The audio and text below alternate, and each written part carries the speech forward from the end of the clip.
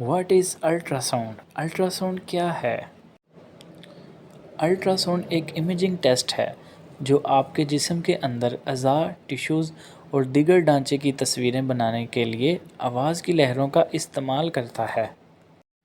Ultra sound کی تصویر لیتے ہوئے ایک مخصوص ٹیکنیک کا استعمال کیا جاتا ہے جس کو عام طور پر پلس ایکو ٹیکنیک کہا جاتا ہے، اور الٹرا ساؤنڈ مشین کے اندر ٹرانسڈیوسرز لگے ہوتے ہیں جس سے اس مشین کے اندر لہریں پیدا ہوتی ہیں جو کہ جسم سے گزرنے کے بعد مخصوص اعضاء سے ٹکرا کر واپس آ جاتی ہیں، اور الٹرا ساؤنڈ کی مشین مخصوص اعضاء سے ٹکرا کر واپس آنے والی لہروں کا تجزیہ کرتی ہے اور ان کی مناسبت سے ایک تصویر کو جنم دیتی ہے، اور یہ تصویر چھوٹے چھوٹے نکات پر مشتمل ہوتی ہے جس میں ہر نقطے کی چمک کا انحصار اس بات پر ہوتا ہے کہ آواز کی لہر کون سے عضو سے ٹکرا کر واپس آئی ہے، اور اگر ڈاکٹر صحیح تربیت یافتہ ہو تو وہ بخوبی جانتا ہے کہ تصویر جسم کے کون سے عضو سے ٹکرا کر واپس آئی ہے، اور جسم کا وہ حصہ جس کی تصویر الٹرا ساؤنڈ مشین پر واضح ہو رہی ہے،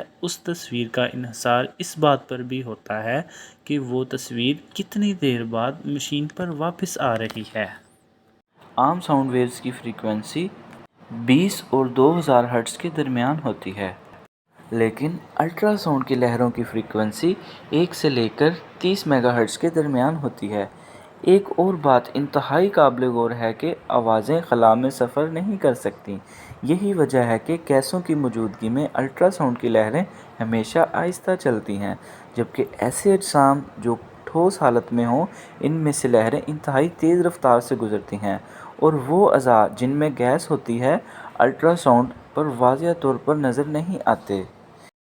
الٹرا ساؤنڈ ویوز ہڈیوں اور ٹھوس اعضاء میں آسانی سے گزر جاتی ہیں۔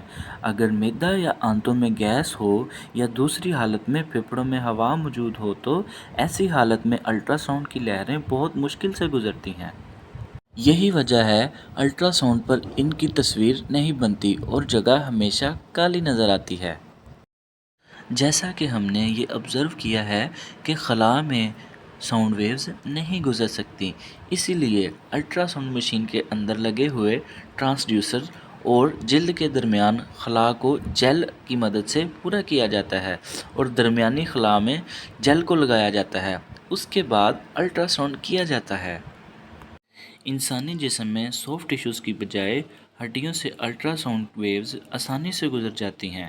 الٹرا ساؤنڈ مشین ہڈیوں اور سافٹ ٹیشوز کے درمیان فرق نہیں کر سکتی، یہی وجہ ہے کہ ہڈیوں اور ہڈیوں سے ڈھکے ہوئے اعضاء کا الٹرا ساؤنڈ نہیں کیا جاتا۔ چلیں جی، اب میں آپ کو بتاؤں گا کہ الٹرا ساؤنڈ کرتے وقت کن باتوں کا خیال رکھنا چاہیے، وہ کون سے اہم نکات ہیں جو کہ الٹرا ساؤنڈ کرتے وقت ہمارے لیے بہت زیادہ مفید ثابت ہوتے ہیں۔ الٹرا ساؤنڈ کرتے وقت جسم کے کسی حصے کی آؤٹ لائن کو دیکھنے کے لیے سب سے اہم اور ضروری بات یہ ہے کہ ٹرانسڈیوسر کو اس طریقے سے رکھا جائے کہ آؤٹ لائن کی طرف سے آنے والی بیم ہمیشہ 90 ڈگری کے اینگل سے ٹکرائے، اور وہ عضو جو دکھایا جا رہا ہے اس کی مختلف اطراف سے تصویریں لینا بھی بہت ضروری ہے تاکہ موجودہ بیماری کا صحیح طور پر پتہ لگایا جا سکے۔ الٹرا ساؤنڈ کرتے وقت جسم کے اعضاء سے جب الٹرا ساؤنڈ ویوز کو گزارا جاتا ہے تو اس وقت اس کی رفتار بہت زیادہ ہوتی ہے، اور ایسے عمل کو ایمپیڈنس کہتے ہیں، اور جسم کے مختلف اعضاء سے ٹکرا کر واپس آنے والی لہروں کو ایکو ایمپیڈنس کہا جاتا ہے۔ ایمپیڈنس کا تعلق ہمیشہ عضو کی ڈینسٹی پر ہوتا ہے۔